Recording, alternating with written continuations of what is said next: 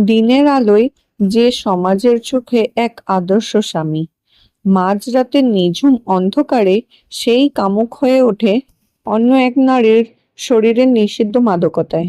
সেই রূপের তীব্র আকর্ষণ আর কামনার লালসা যখন একটা মানুষকে এতটাই অন্ধ করে দেয় যে সেই নোংরা খেলার মাঝে এসে পড়ে 13 বছরের এক কিশোরী। শহরের কোলাহল থেকে কিছুটা দূরে ছায়াবৃত্ত এক শান্ত অভিজাত এলাকায় দাঁড়িয়ে আছে দোতলা বাড়ি নীলাঞ্জনা। বাড়ির চারপাশের বাগান, দেওয়ালের আইভি আর লতা আর পরিচ্ছন্ন পরিবেশ দেখলে মনে হয় এখানে শুধু শান্তি আর অভিজাত্যেরই বসবাস। এই বাড়ির কর্তা দীপেশ বাবু এলাকায় একজন অত্যন্ত সম্মানিত মানুষ। একটি বড় বেসরকারি ব্যাংকের উচ্চপদস্থ কর্মকর্তা তিনি। পরোপকারী, মার্জিত এবং ধার্মিক মানুষ হিসেবে তার দারুণ সুনাম। তার স্ত্রী মালবিকা দেবী এক্কেবারে সাধারণ, শান্ত এবং স্নেহময়ী একজন গৃহবধূ। তাদের একমাত্র সন্তান তিতলি, যার বয়স এখন 13 বছর। তিতলি এই বয়সের আর 5টা মেয়ের মতোই চঞ্চল, কিন্তু পড়াশোনায় ভীষণ মেধাবী। তিতলির কাছে তার বাবা ছিল পৃথিবীর শ্রেষ্ঠ নায়ক, একজন আদর্শ মানুষ যাকে সে দেবতার মতন ভক্তি করত। দীপেশবাবুও মেয়ের সব আবদার পূরণে কখনো খামতি রাখেননি। কিন্তু এই নিখুঁত সুখী পরিবারের আড়ালে যে একটা ভয়ঙ্কর অন্ধকার দানা বাঁধছে, তা তিতলি কেন বাইরের কোনো মানুষের পক্ষে কল্পনা করাও অসম্ভব ছিল। গত কয়েক মাস ধরে তিতলি লক্ষ্য করছিল বাড়ির পরিবেশটা কেমন যেন ভারী হয়ে উঠছে। দীপেশবাবু ইদানিং প্রায়ই গভীর রাতে বাড়ি ফিরতেন। ব্যাংকের অডিট বা মিটিংয়ের অজুহাত তার এই দেরি হওয়াটা নিয়মে পরিণত হয়েছিল। আর বাড়ি ফেরার পরেই শুরু হতো মালবিকা দেবীর ওপর মানসিক নির্যাতন। সামান্য কারণে খিটখিট করা, চিৎকার করা এবং এক পর্যায়ে মায়ের গায়ে হাত তোলার মতন ঘটনাও ঘটতে শুরু করেছিল। তিতলি তার নিজের ঘরে শুয়ে মাঝরাতে মায়ের সেই চাপা কান্নার শব্দ শুনতে পেত। বালিশে মুখ গুজে মা যখন ফুপিয়ে কাঁদতেন, তিতলির কচি বুকটা যখন অভিমানে আর ভয়ে কেঁপে উঠত। কিন্তু বাবার সেই গম্ভীর রূপের সামনে কিছু জিজ্ঞাসা করার সাহস তার ছিল না। মালবিকা দেবী সব সময় নিজের চোখের জল মেয়ের সামনে লুকিয়ে রাখতেন। তিনি চাইতেন না তার বৈবাহিক জীবনের এই নরক যন্ত্রণা তিতলির পড়াশোনা বা মনের ওপর কোনো প্রভাব ফেলুক। তাই পরদিন সকালে তিনি আবার স্বাভাবিক মুখে মেয়ের টিফিন গুছিয়ে দিতেন। কিন্তু তিতলি এখন আর একদম ছোট নেই। সে মায়ের চোখের নিচের কালচে দাগ আর ভেতরের সেই তীব্র কষ্টটা স্পষ্ট বুঝতে পারত। দিন দিন দীপেশবাবুর আচরণ আরো রহস্যময় ও সন্দেহজনক হয়ে উঠতে লাগলো। তিনি এখন বাড়িতে থাকাকালীনও সারাক্ষণ নিজের স্মার্টফোনটা নিয়ে ব্যস্ত থাকেন। ফোনে জটিল পাসওয়ার্ডও দেওয়া। কেউ হুট করে ঘরে ঢুকলে তড়িঘড়ি করে স্ক্রিন লক করে দেওয়া এবং তার প্রতিদিনের অভ্যাস হয়ে দাঁড়িয়েছিল। তিতলির মনে বাবার প্রতি যে অগাধ বিশ্বাস ছিল, তাতে প্রথম বড় ধাক্কাটা লাগলো একটা বিশেষ রাতে। তখন মাঝরাত, চারদিক নিঝুম। প্রচন্ড তৃষ্ণা পাওয়ার তিতলি জল খাওয়ার জন্য নিজের ঘর থেকে বের হয়েছিল। ডাইনিং রুমের দিকে যাওয়ার সময় সে দেখল ড্রয়িং রুমের কোণে থেকে একটা মৃদু আলোর রেখা দেখা যাচ্ছে। কৌতূহলের বশে সে পা টিপে টিপে এগিয়ে গেল। দেখল তার বাবা বারান্দার এক কোণে দাঁড়িয়ে খুব নিচু স্বরে, প্রায় ফিসফিস করে কারোর সাথে ফোনে কথা বলছেন।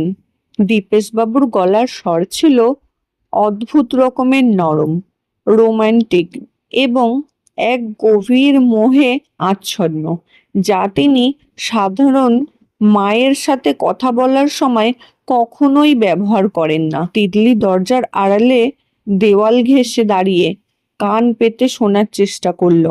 দীপেশবাবু ফোনের ওপার থেকে মানুষটাকে বলছিলেন, আরে সোমা, তুমি একটু ধৈর্য ধরো, আমি সব ব্যবস্থা করছি। মালবিকার নামে যে নতুন লাইফ ইন্স্যুরেন্সের পলিসিটা করেছি সেটার নমিনি আমি, আর এই বাড়িটার অর্ধেকটাও ওর নামে আছে। আমি এমন একটা পরিকল্পনা করেছি যাতে ও নিজেই এই পৃথিবী থেকে চিরকালের মতন বিদায় নেয়। ডাক্তারকে বলে ওর নামে কিছু কড়া ঘুমের ওষুধ আর মানসিক অবসাদের ক্যাপসুল লিখিয়ে নিয়েছি। ওগুলো ও নিয়মিত খেলেই আস্তে আস্তে ওর মানসিক ভারসাম্য পুরোপুরি নষ্ট হয়ে যাবে। তখন ও যদি ছাদ থেকে ঝাঁপ দেয় বা বেশি ওষুধ খেয়ে নেয়, কেউ আমাকে সন্দেহ করবে না, আর আমাদের মাঝের এই শেষ বাধাটাও চিরকালের মতন দূর হয়ে যাবে। ফোনের ওপার থেকে এক নারীর খিলখিল হাসির শব্দ ভেসে এলো। সেই হাসির শব্দে যেন এক অদ্ভুত মায়াবী টান ছিল। দীপেশবাবুও হাসলেন এবং অত্যন্ত নিচু অথচ তীব্র এক শারীরিক আকর্ষণের সুরে বললেন, তোমার ওই মাদকতা ভরা রূপ, আমার শরীরের ওই সুবাস আর এই গলার আওয়াজ আমাকে প্রতিদিন পাগল করে দেয় সোমা। আর মাত্র কয়েকটা দিন, তারপর মালবিকার এই পাঠ চুকে গেলেই আমরা দুজনে এই বাড়িতে একসাথে থাকবো। এই বিশাল সম্পত্তি, টাকা আর তুমি, সব শুধু আমার হবে। কথাগুলো শুনে তিতলির পুরো শরীরে ভয়ে, ঘৃণায় আর অপমানে হিম হয়ে গেল। তার নিজের বাবা, যাকে সে দেবতা ভাবত, সে আসলে একজন খুনি, একজন বিশ্বাসঘাতক। মায়ের জীবন নিয়ে, মায়ের সম্পত্তি আর টাকার লোভে সে অন্য এক মহিলার প্রতি শারীরিকভাবে অন্ধ হয়ে এই চরম পৈশাচিক চক্রান্ত করছে। তিতলির মাথায় যেন আকাশ ভেঙে পড়ল। সে কোনো মতে নিজের ঘরে ফিরে এসে বিছানায় কম্বল মুড়ি দিয়ে কাঁপতে লাগলো। তার চোখের সামনে ভেসে উঠতে লাগলো মায়ের সেই সরল মুখটা। মা তো কিছু জানেন না। মা ভাবছেন বাবা হয়তো কাজের চাপে মেজাজ হারিয়ে ফেলেন, কিন্তু আসল সত্যটা যে এতটা ভয়ঙ্কর তা মা স্বপ্নেও ভাবেননি। তিতলি মনে মনে প্রতিজ্ঞা করল, সে তার মাকে এই নরক থেকে বের করবেই। এই শয়তানের মুখোশ সে টেনে হিঁচড়ে খুলবেই। পরদিন সকাল থেকেই তিতলি লক্ষ্য করল দীপেশবাবুর আচরণে এক অদ্ভুত ও আকস্মিক পরিবর্তন এসেছে। তিনি মায়ের সাথে খুব ভালো মানুষের মতন ব্যবহার করছেন, মুখে এক কৃত্রিম হাসি ঝুলিয়ে রেখেছেন। সকালের খবরের কাগজটা টেবিলে রেখে তিনি নিজেই রান্নাঘরে গিয়ে মালবিকা দেবীর জন্য এক কাপ চা তৈরি করলেন। মালবিকা দেবী স্বামীর এই হঠাৎ পরিবর্তনে কিছুটা অবাক হলেও মনে মনে বেশ খুশিই হলেন। তিনি ভাবলেন, হয়তো এতদিন কাজের অতিরিক্ত চাপের কারণে দীপেশবাবুর মেজাজ হারিয়ে ফেলতেন। এখন আবার সবকিছু আগের মতো স্বাভাবিক হয়ে যাচ্ছে।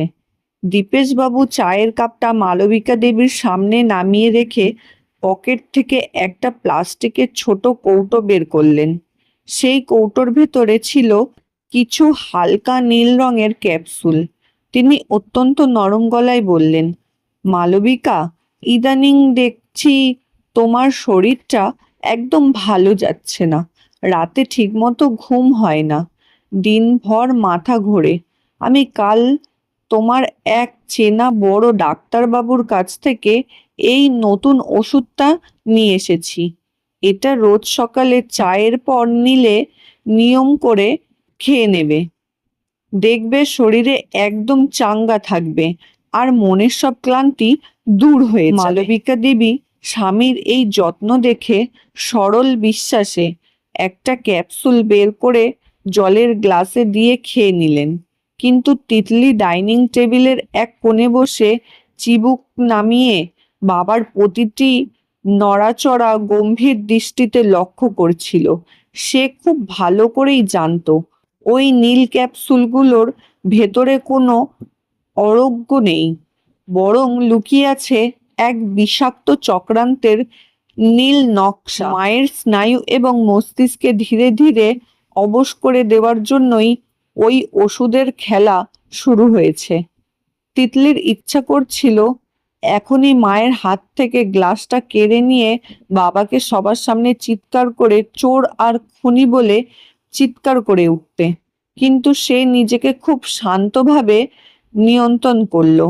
সে জানতো এই মুহূর্তে কোনো প্রমাণ ছাড়া হুট করে মাকে কিছু বলতে গেলে মা হয়তো উল্টে তাকেই বকাঝকা করবেন, কারণ একজন ভারতীয় নারীর কাছে তার স্বামীর স্থান অনেক উঁচুতে। আর দীপেশবাবু যদি একবার টের পেয়ে যান যে তার 13 বছরের মেয়ে সব জেনে গেছে, তবে তিনি আরো অনেক বেশি সতর্ক ও হিংস্র হয়ে উঠবেন। তাই তিতলি ঠিক করলো তাকে সম্পূর্ণ আড়ালে থেকে অত্যন্ত ঠান্ডা মাথায় এই শয়তানের আসল রূপের প্রমাণ জোগাড় করতে হবে। কয়েকদিনের মধ্যেই সেই বিষাক্ত ওষুধের মারাত্মক প্রভাব মালবিকা দেবীর শরীরের ওপর ও মনের ওপর স্পষ্ট হতে শুরু করলো। প্রতিদিন সকালে ওষুধটা খাওয়ার 1 ঘন্টার মধ্যে তিনি কেমন যেন নিস্তেজ আর ঝিমিয়ে পড়তেন। তার চোখের পাতা দুটো ভারী হয়ে আসতো।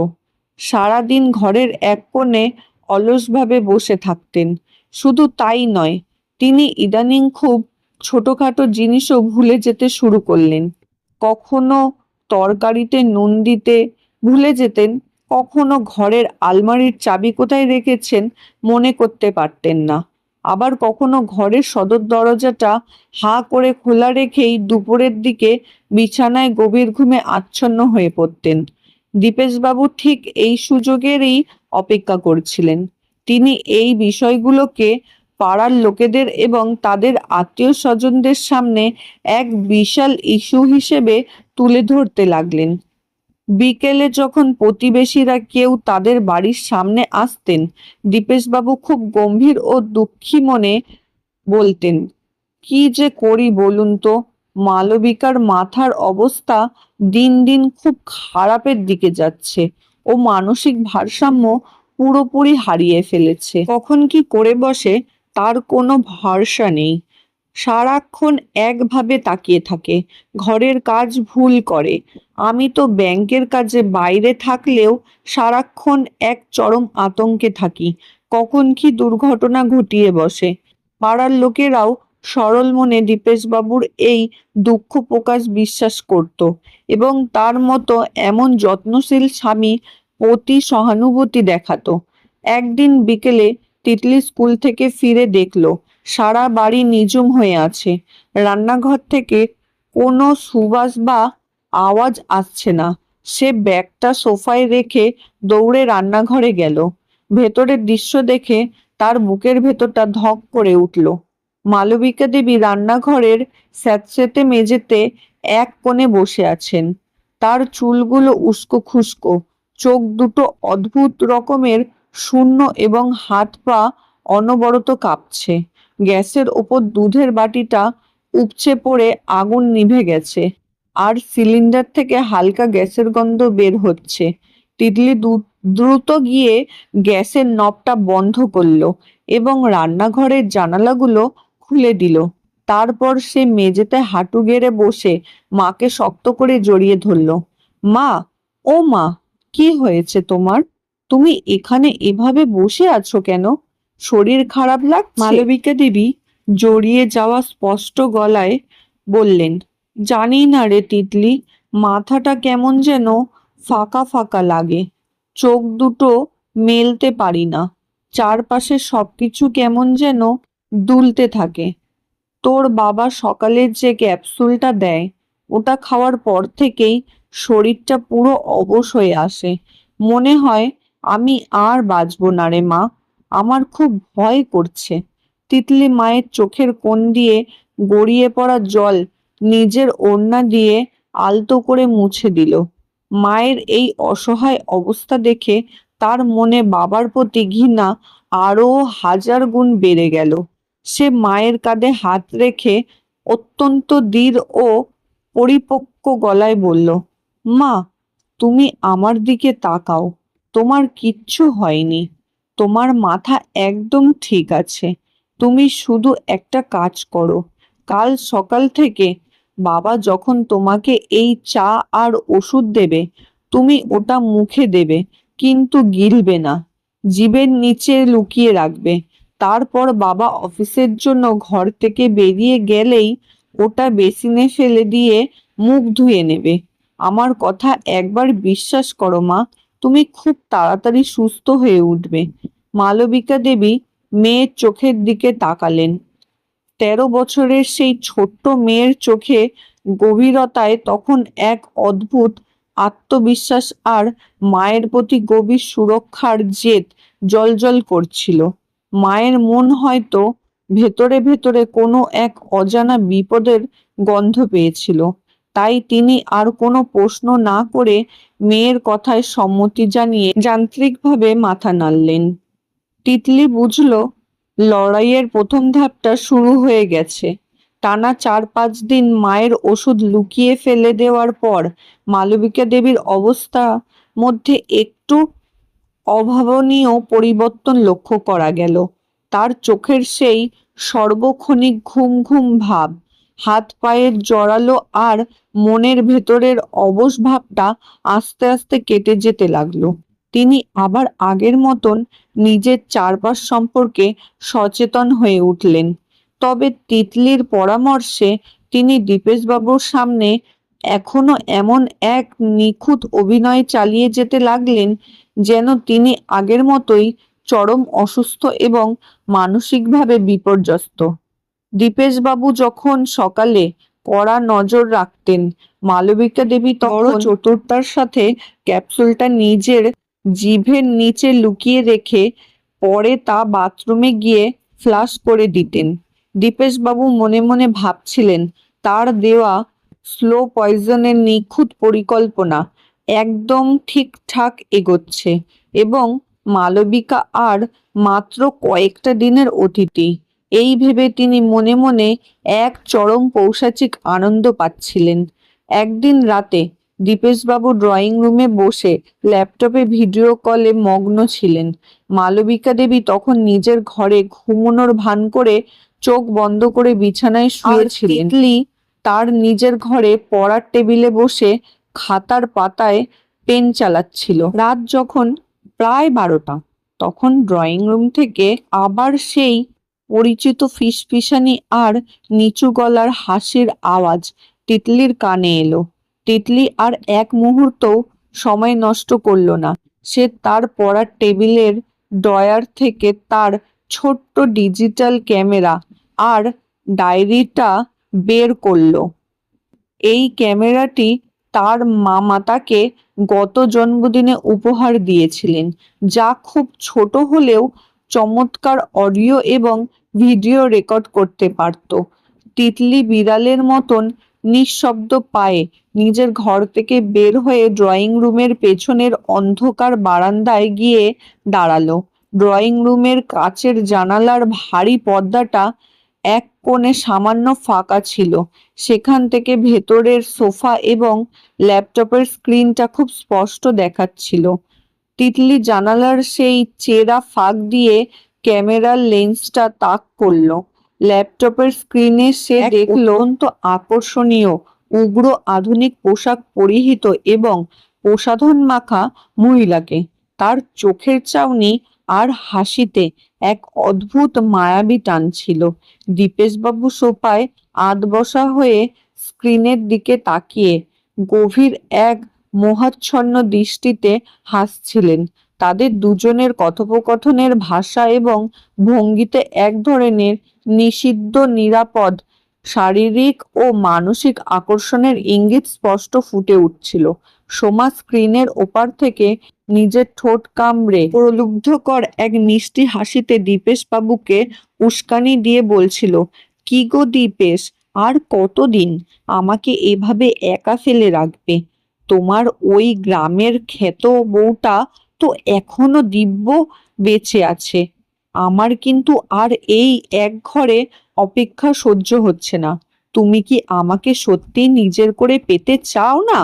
দীপেশবাবু ল্যাপটপের স্ক্রিনের সামনে সোমার সেই মাদকতা ভরা গলার আওয়াজ শুনে যেন এক নিমেষেই কামনার আগুনে অন্ধ হয়ে গেলেন। তিনি নিজের গলাটার টাইটা সামান্য আলগা করে অত্যন্ত নিচু ও গম্ভীর গলায় স্বরে বললেন, আরে সোমা, শোনো, তুমি নিজের ওই সুন্দর শরীর আর মনটাকে একটু শান্ত রাখো। তোমার ওই রূপের নেশা আমাকে প্রতিদিন কিভাবে তাতিয়ে রাখে তা যদি তুমি জানতে। মালবিকা তো এখন আমার দেওয়া ওষুধের ঘোরে প্রায় পাগল। এবার আমি ওর ওষুধের ডোজটা এক ধাক্কায় অনেকটা বাড়িয়ে দেব। ডাক্তারের প্রেসক্রিপশনে এমন কিছু করা কার্ডিও ড্রাগ লিখিয়ে এনেছি যা একসঙ্গে 3-4টে খেয়ে নিলেই মাঝরাতে সাইলেন্ট হার্ট অ্যাটাক হওয়া একদম নিশ্চিত। পোস্টমর্টমেও রিপোর্টে ওষুধ ও ড্রাগের ওভারডোজ আসবে। কেউ কিছু ধরতে পারবে না। সবাই ভাববে মানসিক অবসাদে ও নিজেই আত্মহত্যা করেছে। ব্যাস, তারপর এই বিশাল বাড়ি, ব্যাংকের কোটি টাকা, আর তোমার ওই অপরূপ সুন্দর শরীর, সবকিছুই আমার ওপর থাকবে। রাজত্ব আমিই করব। শোনো। স্ক্রিনের ওপার থেকে এক মায়াবী হাসিতে দীপেশবাবুকে একটি ফ্লাইং কিস দিল। তিতলি কাঁপতে কাঁপতে নিজের ক্যামেরার বোতাম টিপে এই পুরো কথোপকথন সোমার মুখ এবং দীপেশবাবুর খুনের স্বীকারোক্তি প্রতিটি সেকেন্ডে অত্যন্ত নিখুঁতভাবে রেকর্ড করে নিল। তার হাত ঘৃণায় আর রাগে কাঁপছিল, কিন্তু সে জানতো এই ডিজিটাল প্রমাণটুকুই তার মাকে নিশ্চিত মৃত্যুর হাত থেকে বাঁচানোর একমাত্র হাতিয়ার। রেকর্ডিংটা শেষ হতেই তিতলি আবার পা টিপে টিপে নিজের ঘরে ফিরে এলো। তার বুকের ভেতরটা তখন তীব্র এক আতঙ্কে দুরুদুরু কাঁপছে।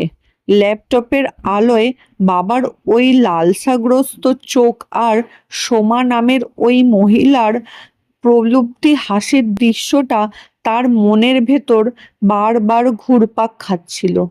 তিতলি বুঝতে পারল সোমার রূপের প্রতি অন্ধ আকর্ষণ আর লোভ বাবাকে একটা হিংস্র পশুতে পরিণত করেছে।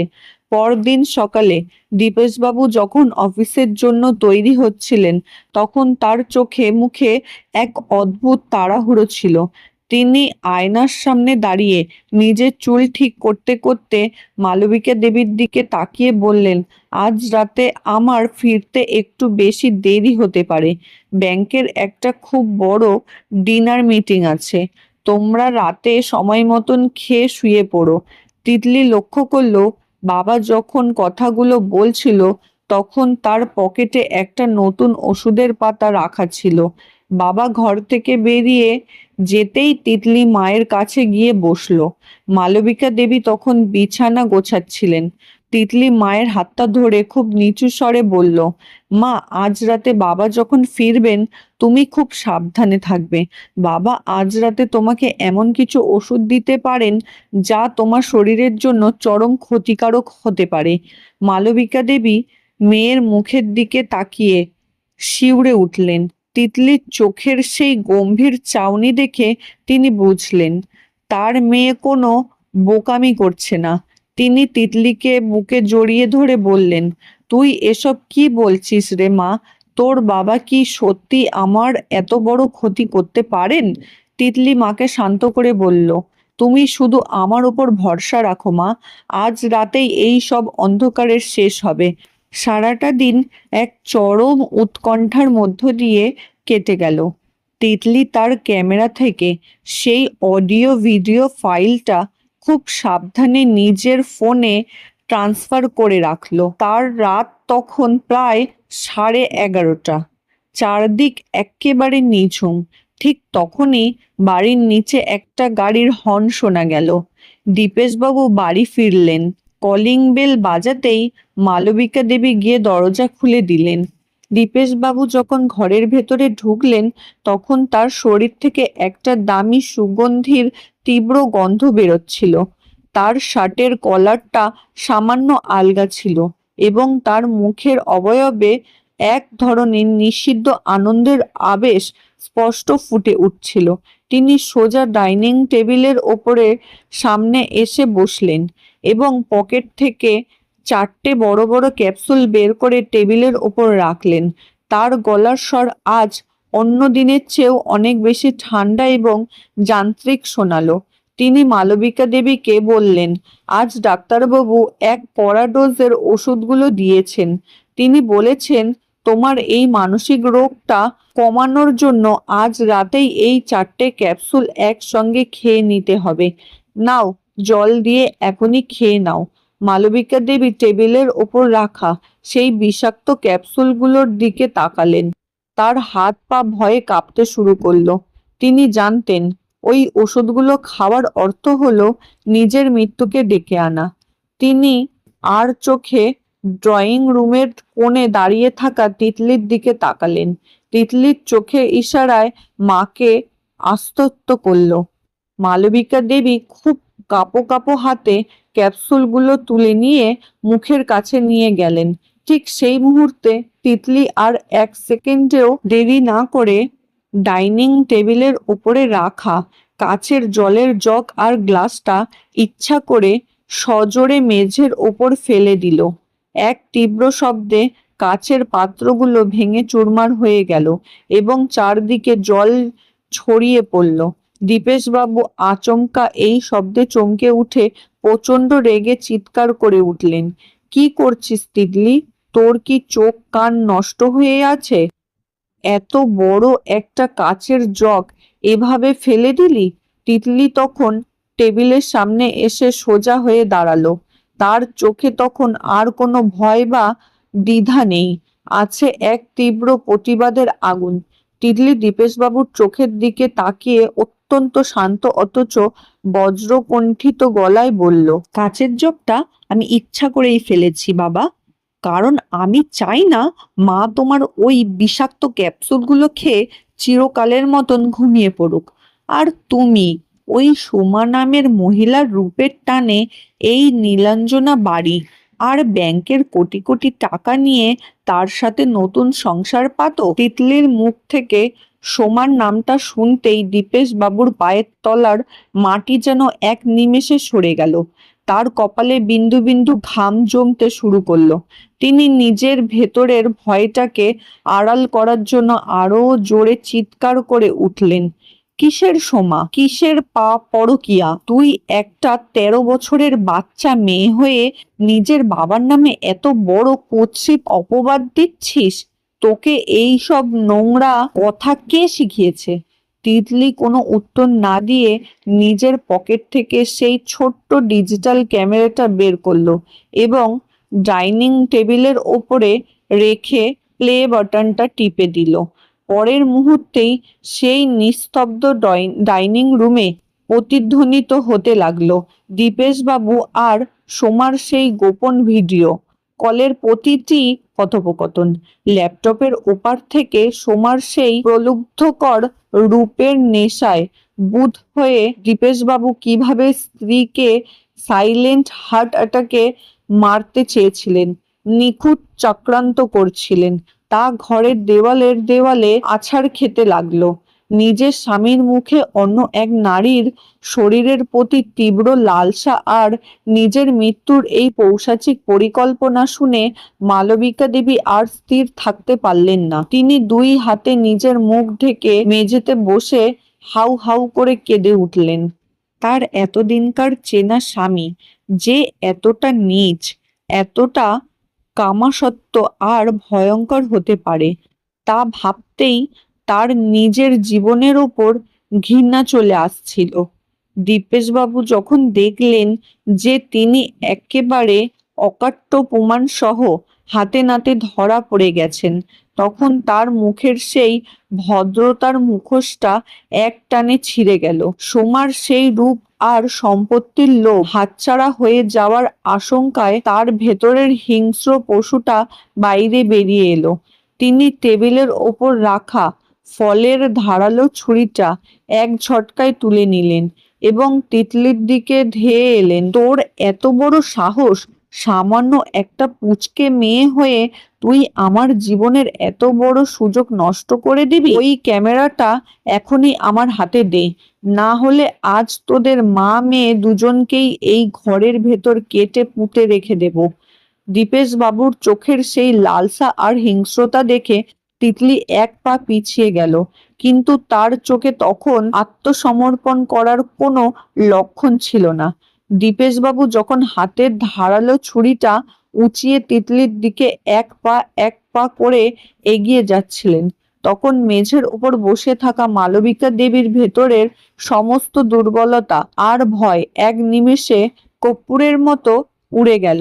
নিজের গর্ভজাত সন্তানের উপর আজন্ত চেনা সেই মানুষটার এমন মারণ কামড় দেখতে দেখে তার ভেতরের এক আদিম মাতৃত্বের শক্তি জেগে উঠল।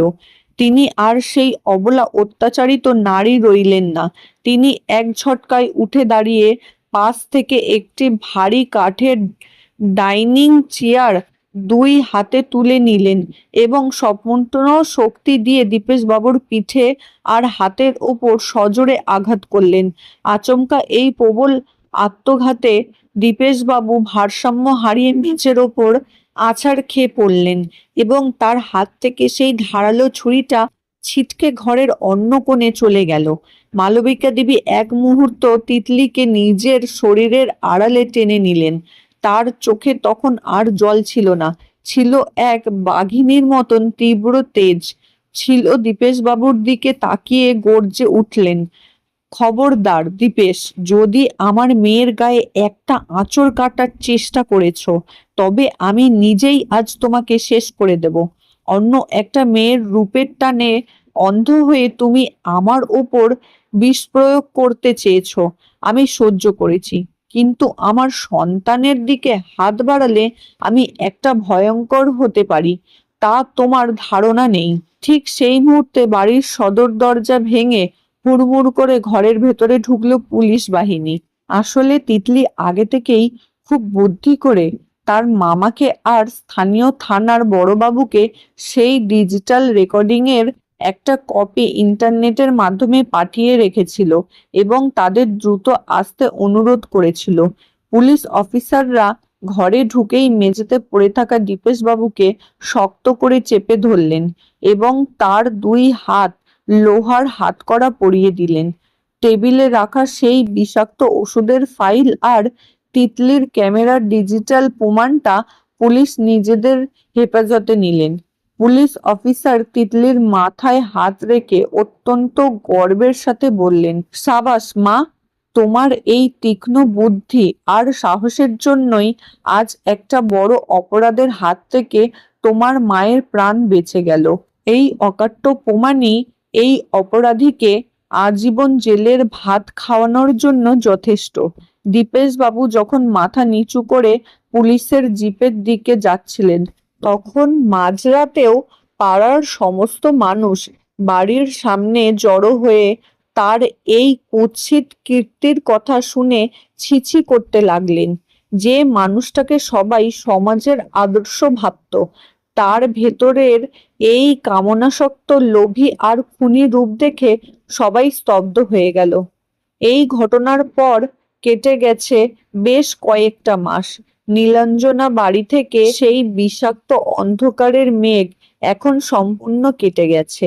দীপেশ বাবুর এখন জেল খাটছেন এবং মালবিকা দেবী আইনগতভাবে তার থেকে সম্পূর্ণ আলাদা হয়ে গেছেন। কোর্টের আদেশে এই বাড়ি এবং সমস্ত সম্পত্তির সম্পূর্ণ মালিকানা এখন মালবিকা দেবী আর তিতলির। মালবিকা দেবী এখন আর সেই ঘরের কোণে মুখ লুকিয়ে কাঁদা দুর্বল নারী নন। তিনি নিজের পায়ে দাঁড়ানোর জন্য একটি সুন্দর বুটিকের ব্যবসা শুরু করেছেন এবং তিতলিকে পরম আদরে বড় করে তুলছেন। বিকেলের নরম সোনাঝুরি আলোয় মা আর মেয়ে দুজনে এসে দাঁড়িয়েছেন। তাদের বাড়ির ছাদটায় হালকা মিষ্টি হাওয়া বইছে। তিতলি মায়ের কোমরটা আলতো করে জড়িয়ে ধরে তার কাঁধে নিজের মুখটা রাখলো। মালবিকা দেবী মেয়ের চুলে বিলি কেটে দিতে দিতে অত্যন্ত আবেগঘন গলায় বললেন, জানিস তিতলি, সেদিন যদি তুই নিজের জীবনের ঝুঁকি নিয়ে ওই শয়তানটার মুখোশ না খুলতিস, তবে আজ হয়তো এই সুন্দর আকাশ দেখার জন্য আমি বেঁচে থাকতাম না। তুই শুধু আমার মেয়ে নোস রে, তুই আমার নতুন করে বেঁচে থাকার আলো। তিতলি মায়ের মুখের দিকে তাকালো। মায়ের চোখে এখন আর কোনো ভয় বা অবসাদের কালো দাগ নেই, আছে শুধু এক অদ্ভুত শান্তি আর আত্মবিশ্বাসের দীপ্তি। তিতলি হেসে বলল, মা, বাবা খারাপ হতে পারে, কিন্তু আমার মায়ের এই অটুট আর পবিত্র ভালোবাসা যতক্ষণ আমার সাথে আছে, ততক্ষণ পৃথিবীর কোনো নিষিদ্ধ অন্ধকার আমাকে স্পর্শ করতে পারবে না। মা নিজের মেয়েকে আরো শক্ত করে বুকের সাথে জড়িয়ে ধরলেন। এই নিবিড় জড়াজড়ির মধ্যে কোনো চক্রান্ত নেই, কোনো পরকীয়ার নোংরা লালসা নেই, আছে শুধু এক মা আর মেয়ের নির্মল স্বর্গীয় এবং অটুট ভালোবাসার এক মুক্ত নীল আকাশ। অশুভ শক্তির পরাজয় ঘটিয়ে সাহসের আলোয় তারা আজ সম্পূর্ণ বিজয়ী। বন্ধুরা, তিতলি আর তার মায়ের এই সাহসের লড়াইয়ের গল্পটি আপনাদের কেমন লাগলো? মানুষের বাইরের এই ভদ্র মুখোশের আড়ালে যে কত বড় বড় রহস্য আর লালসা লুকিয়ে থাকতে পারে, তা এই কাহিনী থেকে স্পষ্ট বোঝা যায়। গল্পটি ভালো লাগলে ঝটপট একটি লাইক করে দিন এবং আপনাদের মূল্যবান মতামত অবশ্যই কমেন্ট করে জানাবেন। আর এমন আরো হাড় হিম করা রোমাঞ্চকর বাংলা অডিও স্টোরি সবার আগে শুনতে আমাদের চ্যানেলটি এখনই সাবস্ক্রাইব করে পাশে থাকা বেল আইকনটি প্রেস করে রাখুন। দেখা হবে পরবর্তী নতুন কোনো গল্পে। ধন্যবাদ।